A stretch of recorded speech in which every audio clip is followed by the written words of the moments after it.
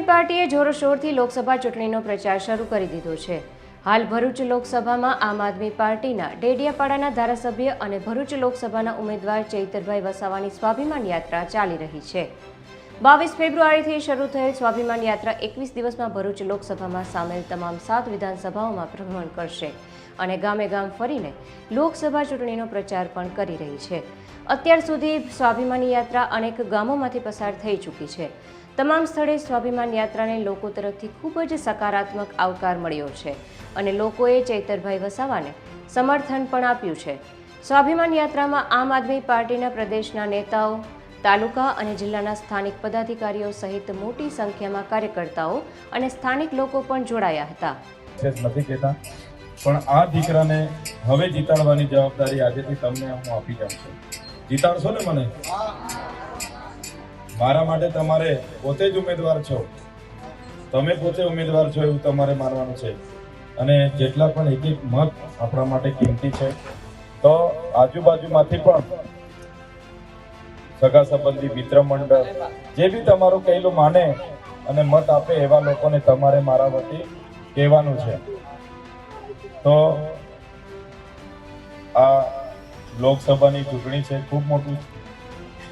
ખૂબ મોટો વિસ્તાર છે।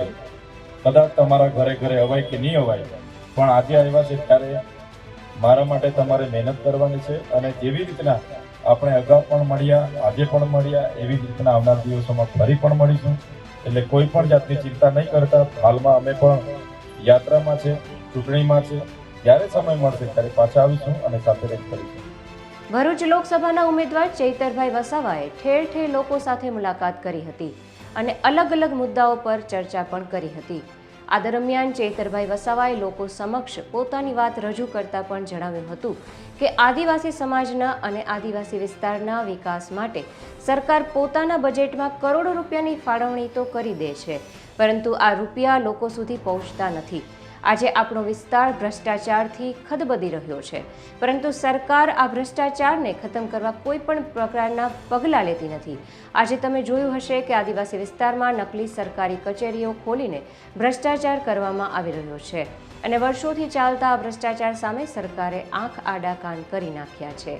નકલી કચેરી સિવાય બીજા ઘણા મુદ્દે અમે સરકાર સમક્ષ અનેકવાર રજૂઆતો કરી ચૂક્યા છીએ, તેમ છતાં પણ સરકાર આપણી કોઈ વાત સાંભળવા માટે તૈયાર નથી। મને પૂરો વિશ્વાસ છે કે ભરૂચના લોકો ભાજપની અભિમાની સરકારને લોકસભા ચૂંટણીમાં ચોક્કસ જવાબ આપશે અને આમ આદમી પાર્ટી અને કોંગ્રેસના ઇન્ડિયા ગઠબંધનને વિજય બનાવશે।